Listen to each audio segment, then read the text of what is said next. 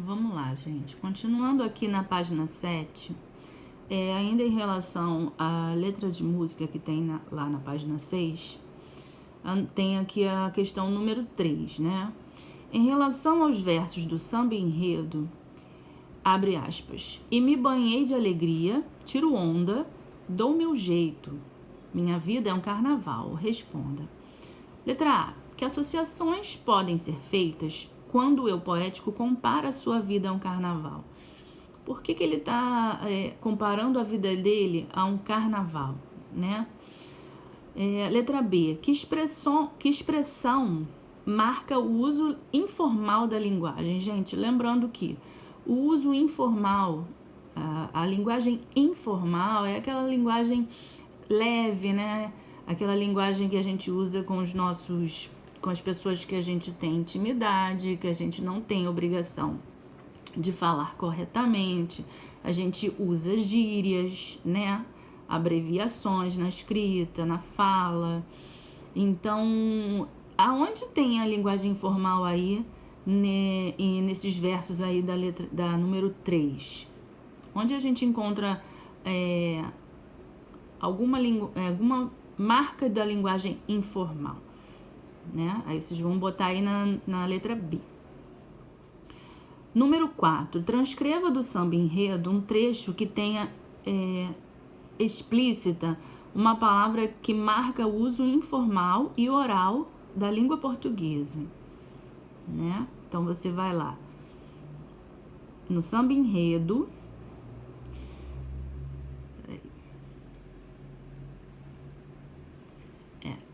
Então você vai lá no samba enredo e copiar, transcrever aí na número 4, né? Aonde você achou o uso da linguagem informal e vai copiar aí para número 4. Vamos lá, seguindo. O próximo texto é uma prosa, é em prosa, né? Se organiza em parágrafos. É um trecho de um artigo publicado em um jornal digital. O nome do texto é Carioca da Gema. Vocês vão ler aí esse texto, né? Que aí já é a estrutura dele já é diferente. Ele é organizado em parágrafos, tá?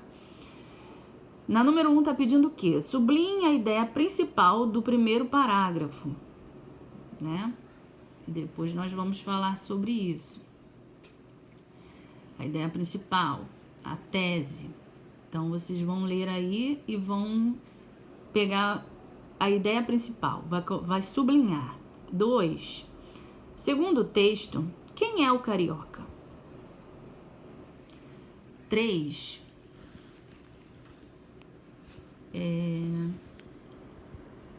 Ver aqui. Que costumes influenciam na construção da identidade carioca? Né? Para ser um carioca, que costumes ele tem que ter? 4. Por que, segundo o texto, não é simples definir os aspectos característicos da identidade carioca? Por que não é simples, né? Vamos lá. 5. Na outra página. Qual o sentido da expressão de carne e osso no terceiro parágrafo, né? Quando as pessoas falam de carne e osso. 6. Que relação é estabelecida pelo termo destacado em, abre aspas, Carioca da Gema é a expressão dada para aquele que nasce e mora no Rio de Janeiro. Mas, para ser carioca, não é necessário ter nascido na cidade. Né? Tá, o que tá perguntando aí? Esse mais, ele tem sentido de quê? Né? Lembra das conjunções que nós estudamos? Então, esse mais é uma conjunção de que e ele tem sentido de que aí, entre essas duas orações, tá? 7. No trecho, o carioca é uma construção das características que o formam. A palavra o, né, substitui o quê? O termo destacado substitui, aí você vai completar aí. Esse o se refere a quê? 8. Sobre os trechos a seguir, indique se são fatos ou opiniões. Lembrando, fato é algo real, né? E opinião, cada um tem a sua. Então, abre aspas, Carioca da Gema é a expressão dada para aquele que nasce e mora no Rio de Janeiro. Fecha aspas. É fato ou opinião? Próximo. Abre aspas, entre as características que formam a identidade carioca está, na análise de Sônia Giacomini, a constante alegria que o nativo do Rio demonstra. Fecha aspas, isso aí é um fato ou uma opinião, tá? 9. Qual a importância para o texto de trazer a fala da professora Sônia Maria Giacomini? Então, vai responder aí. Vamos lá. O texto fala de um conceito muito importante.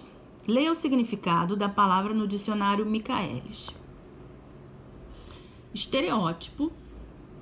Aí tá aí o significado, vários significados para a palavra estereótipo, né? Vocês vão analisar essa palavra e tá aqui, ó. Reflita sobre os estereótipos que você percebe na sociedade. Escolha um significado e escreva um parágrafo comentando, emitindo a sua opinião e defendendo-a. Use o seu caderno e antes de escrever, converse sobre o assunto com a sua família. Então, o que vocês vão fazer? Vocês vão pegar o caderno, usar como rascunho, fazer um parágrafo aí sobre uma dessas definições da palavra estereótipo e escrever sobre isso. Tá? Pode pedir auxílio aí a alguém da sua família, se puder, tá bom?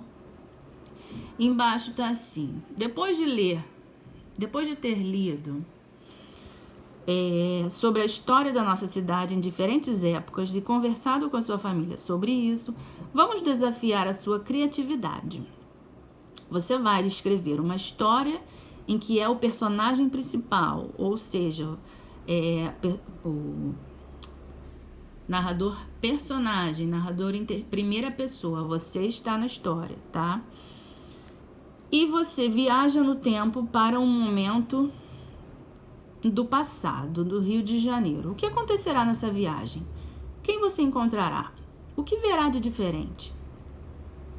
Lembre-se de que uma história deve ter início, meio e fim, né? A situação inicial, o desenvolvimento e o desfecho, tá? Sendo organizada em parágrafos. Comece a escrita pensando em cada parágrafo. Organize a história segundo a sequência clássica do conto, né? Aí que eu falei sobre a apresentação, a complicação, o clímax e o desfecho, pelo menos 3 parágrafos, tá, gente? Lembre-se de dar um título à história. Imagine e planeje a história antes de escrevê-la. Escreva, revise e reescreva até chegar à forma final, né? Para essa atividade, você pode ler os contos os contos que estão no material do primeiro bimestre, aí embaixo, tá? Salvo C, página 14, a imagem no espelho, página 31, a procura de um reflexo, página 33, e conferir as instruções das páginas 36 e 37.